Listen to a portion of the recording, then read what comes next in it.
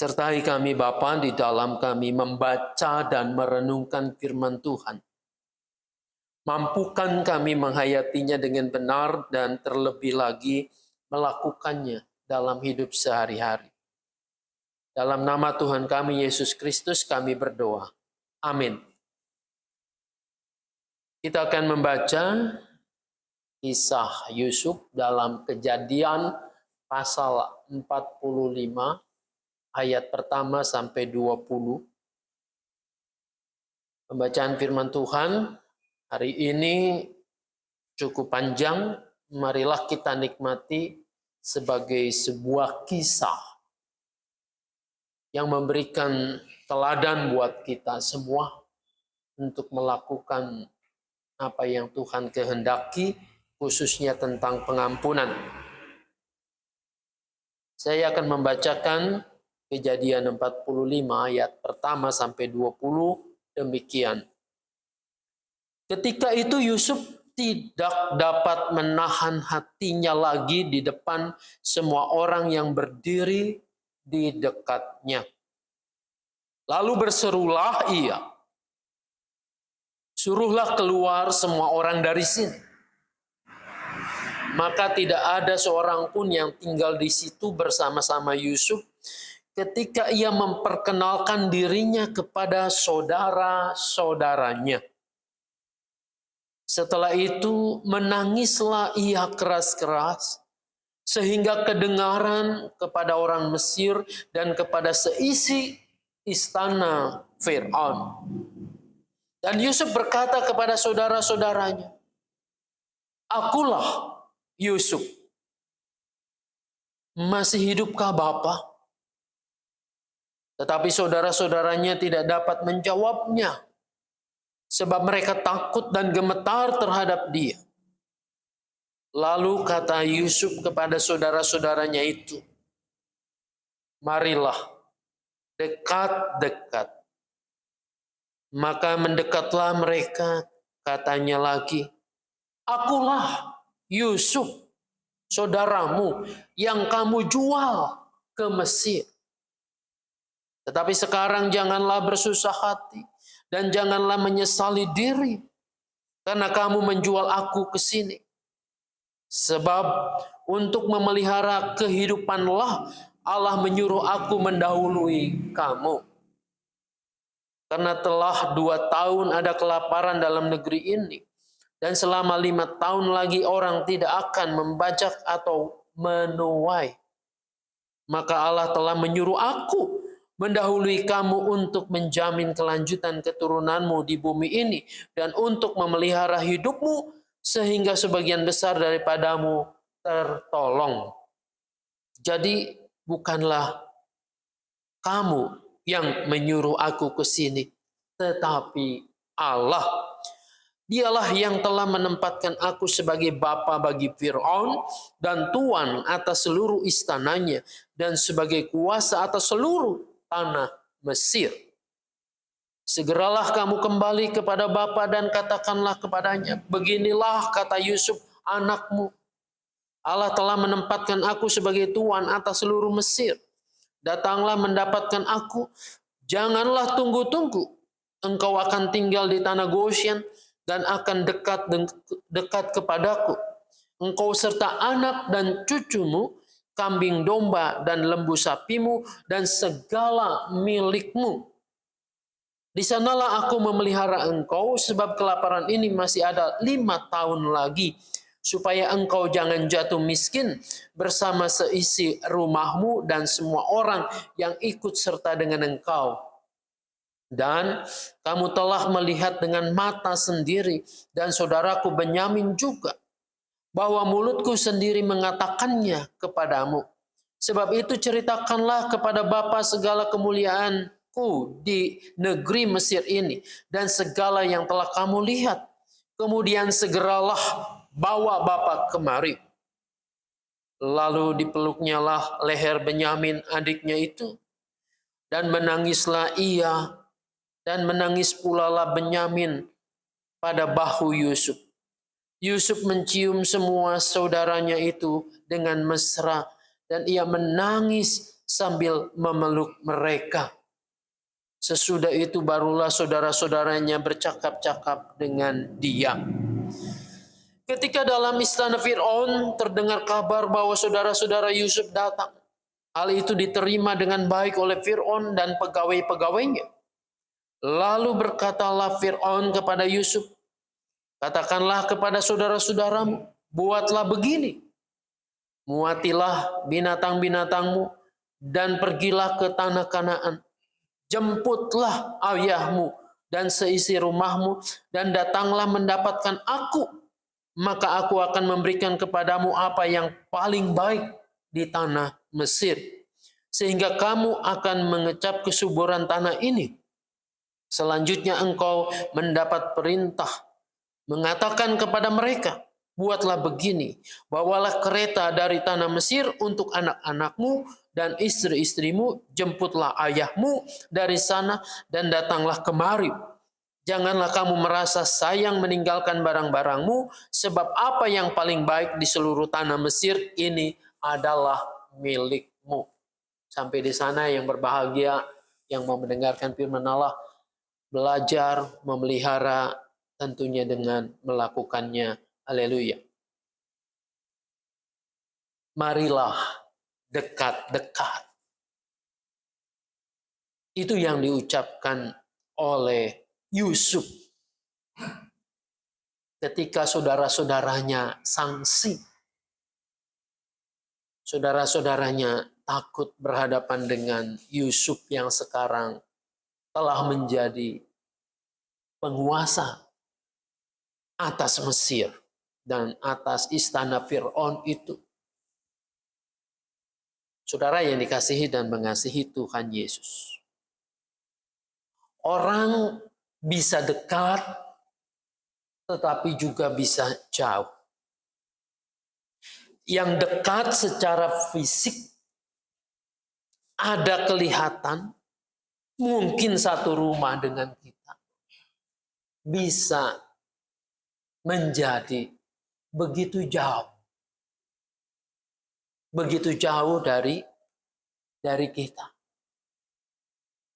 Bisa bahkan orang yang satu kamar, satu ranjang dengan kita, begitu jauh.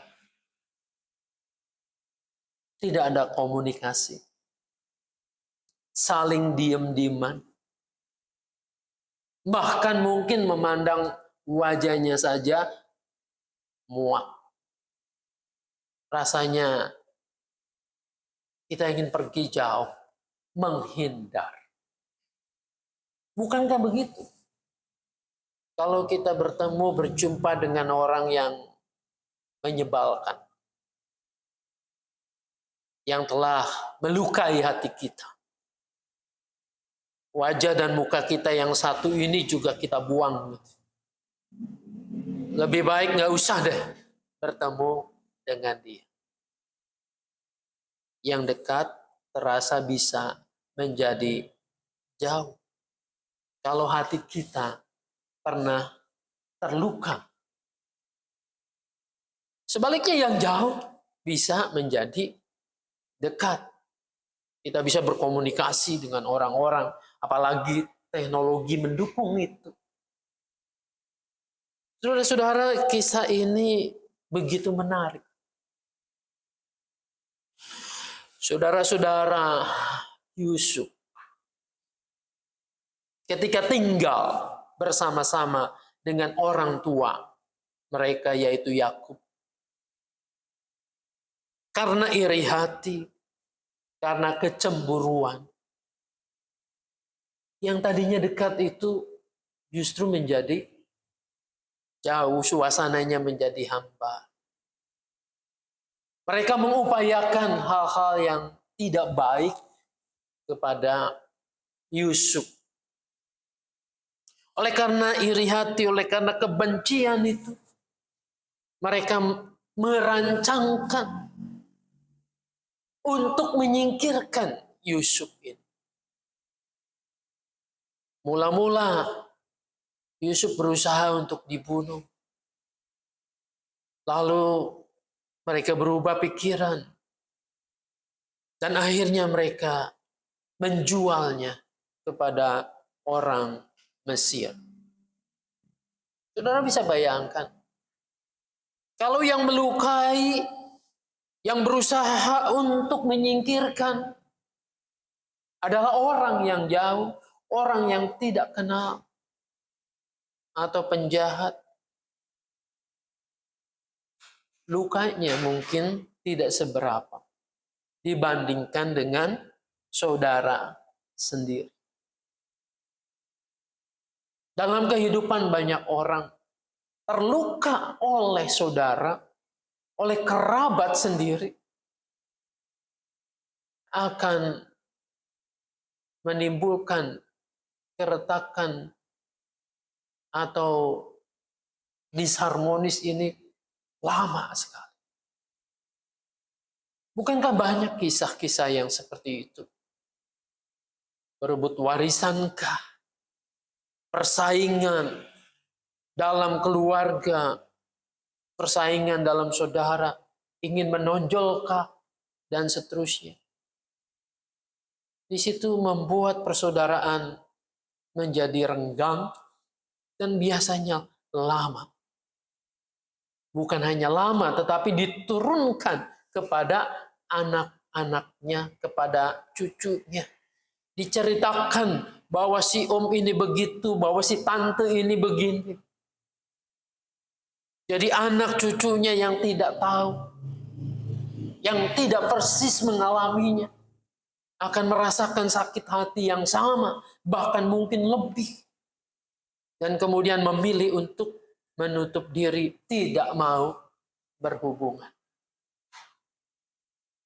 Saudara-saudara, demikian pula anak dengan orang tua. Bisa terjadi hal-hal yang seperti ini. Karena sakit hati dan seterusnya. Bayangkan kalau Yusuf ini memelihara sakit hatinya itu. Dia masih mengingat peristiwa itu. Bagaimana saudara-saudaranya, kakak-kakaknya ini berusaha menyingkirkan dia. Berusaha untuk mungkin membunuhnya. Dan terakhir menjualnya. Dia masih mengingat persis peristiwa itu. Alkitab memang tidak membayangkan atau tidak menggambarkan bahwa Yusuf itu sakit hati, kronis dalam dirinya. Tetapi sebagai manusia, naluri itu pasti ada.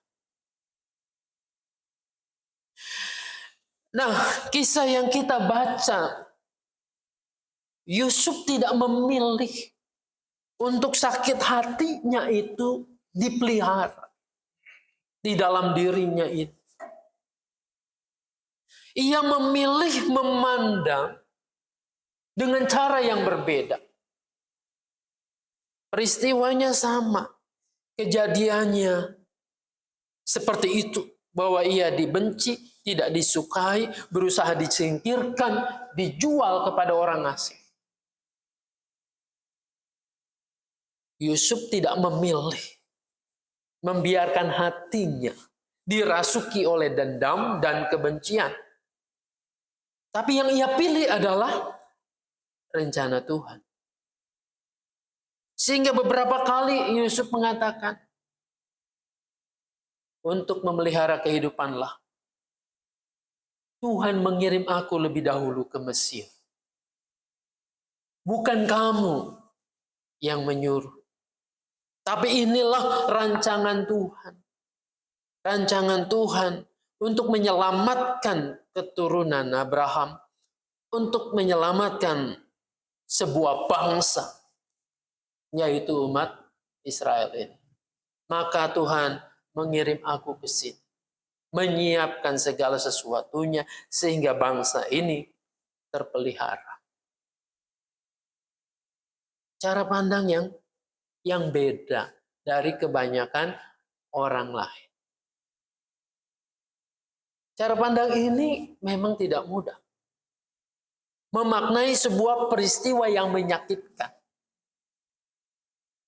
Saudara-saudara, kita harus belajar pada saat ini bagaimana memilah atau memilih cara pandang. Cara pandang yang dipenuhi oleh dendam, sakit hati. Tidak pernah akan melihat bahwa sebuah peristiwa ini dapat dipakai oleh Tuhan untuk sebuah kebaikan. Ketika kita mengalami konflik, mengalami masa-masa yang tidak mudah, maka disitulah kepada kita ditawarkan pilihan.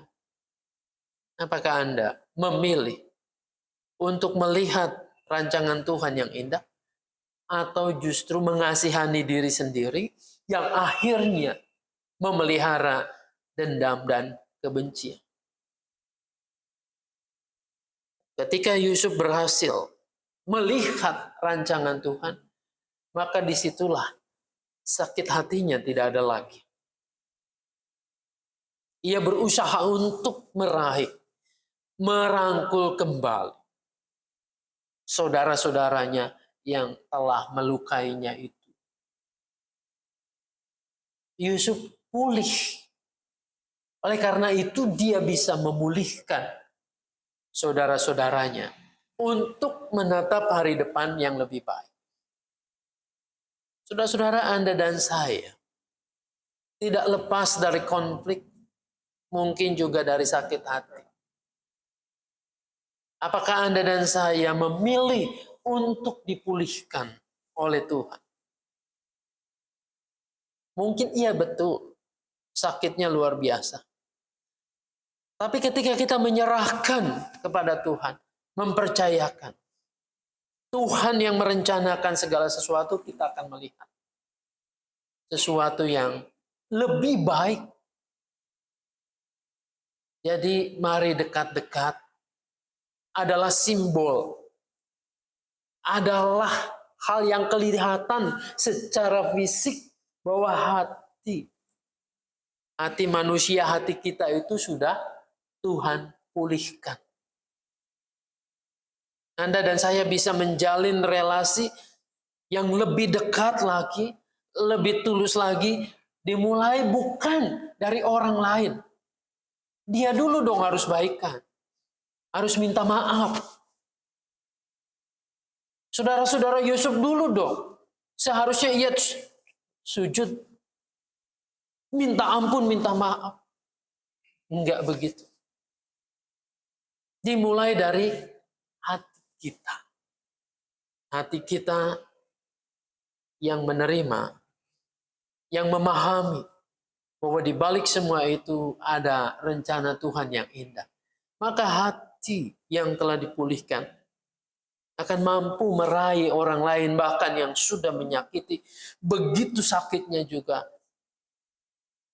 kita akan membuka diri, memeluk seperti Yusuf mencium Benyamin, mencium saudara-saudaranya dengan mesra. Tidak ada lagi dendam dan kebencian di situ. Bukankah hidup yang seperti ini adalah hidup yang menyenangkan ketimbang balas dendam? Balas dendam itu nikmatnya hanya sebentar. Rasain loh. Sakitnya seperti apa. Tapi sesudah itu, sepanjang hidup kita dipenuhi dengan penyesalan. Apakah Anda memilih menyesal atau memilih hidup berdamai dengan penuh sukacita? Biarlah Tuhan menolong kita untuk terus belajar memahami kehendak Tuhan. Belajar untuk memulihkan hati kita. Belajar untuk memeluk orang yang pernah menyakiti kita. Tuhan Yesus memberkati kita semua. Amin. Mari kita berdoa. Sungguh tidak mudah ya Bapa, ketika kami dilukai, ketika kami terluka, apalagi oleh orang-orang terdekat.